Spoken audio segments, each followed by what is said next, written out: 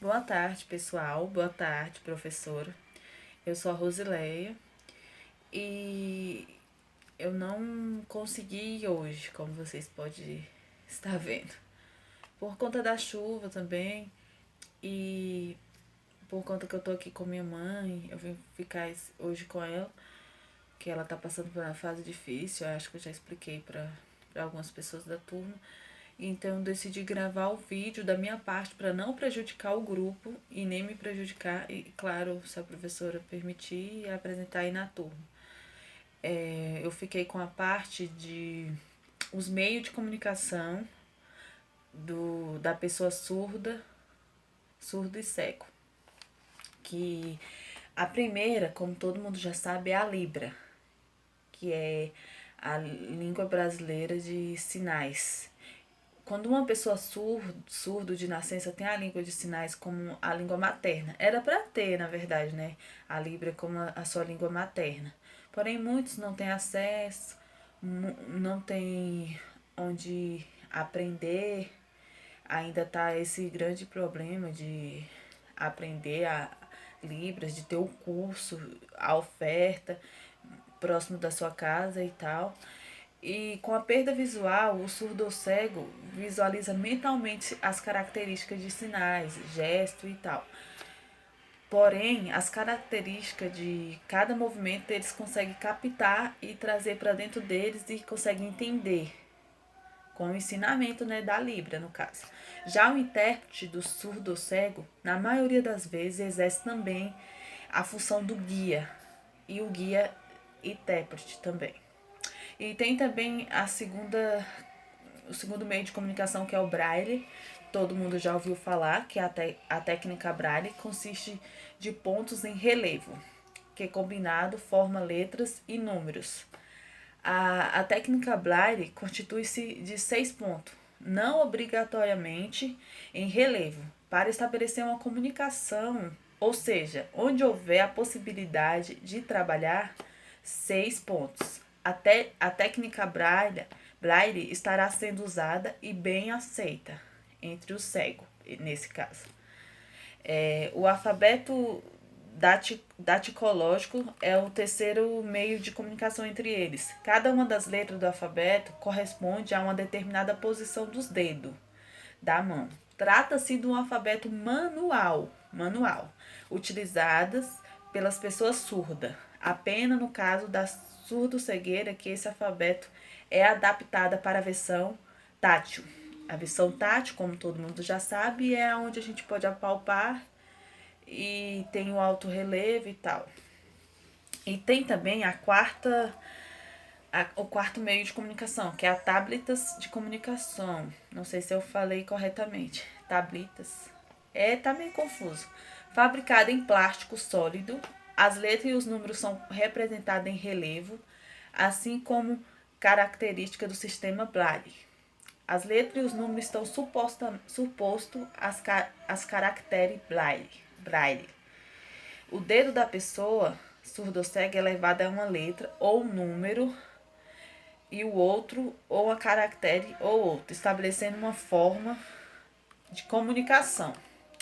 A quinta forma de comunicação é a letra de forma. Como todo mundo sabe, né, o que é a letra de forma é a única condição necessária para que funcione é que o nosso intelector conheça a letra maiúscula do alfabeto.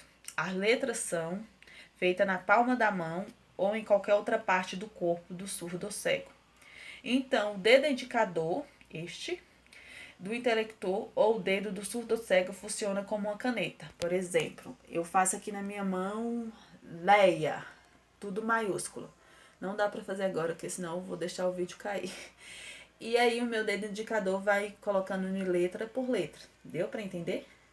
É mais ou menos isso. Pode parecer difícil e complicado se comunicar com uma pessoa surda ou cega, e a falta de instrução pode ajudar para que isso seja verdade. Mas um pouquinho de ajuda e muito carinho mesmo e compreensão, todos nós somos capazes de nos entender. E eu vou falar um pouco sobre a última meio de comunicação. Especificamente, o Tadoma é um método de comunicação em que a pessoa surda ou cega coloca o polegar, na boca do falante, no caso sou eu, e os dedos ao longo do queixo, esses dedos aqui. O meio de três dedos muitas vezes cai ao longo da bochecha do falante, com o dedo midinho pega as vibrações da garganta do falante e às vezes referindo como leitura labial tátil. Por exemplo, tem a leitura labial só assim, ó. Eu quis dizer carne fresca. Então, o surdo ou cego vai ler com os dedos. Carne fresca. Tipo isso. Como a pessoa surda ou cega se sente ao movimento dos lábios, bem como as vibrações das cordas vocais, soprando da bochecha do ar quente, produzindo por sons nasais como N e M. É bem interessante esse método. Em alguns casos, principalmente se o falante saber a linguagem gestual, que é a Libras, o surdo cego pode usar o método Tadoma como a mão, sentindo-se a face do falante. Ao mesmo tempo, o surdo cego pode usar outra mão para sentir o falante assinar as mesmas palavras. Desta forma, os dois métodos se reforçam mutuamente, dando à pessoa surda cega uma melhor chance de entender o que o orador está tentando se comunicar, né, no caso. Além disso, o método fornece Tadoma surdo cego uma conexão mais estreita com o discurso de que eles poderiam ter tido. Isso, por sua vez, ajuda a manter a habilidade de falar e se desenvolver no diálogo, se desenvolver com as pessoas entre eles no meio, a conversar mais, a se entender. Esse método é bem difícil, né, de compreender. A gente que não possui essa deficiência, então não consegue entender assim claramente. Esse método foi inventado nos Estados Unidos pela professora americana Sophia Ancon e desenvolvido nas escolas Perkins para cegos. É um método difícil de aprender, como eu já tinha dito antes, e usar, e raramente utilizado hoje em dia. Então é isso, pessoal. Eu espero que vocês entenderam. Eu sinto muito por eu não ter comparecido como é que eu falo? Presencialmente. Porém, estou tendo várias dificuldades, como eu já disse antes, e espero que vocês compreenderam. Muito obrigada e até mais.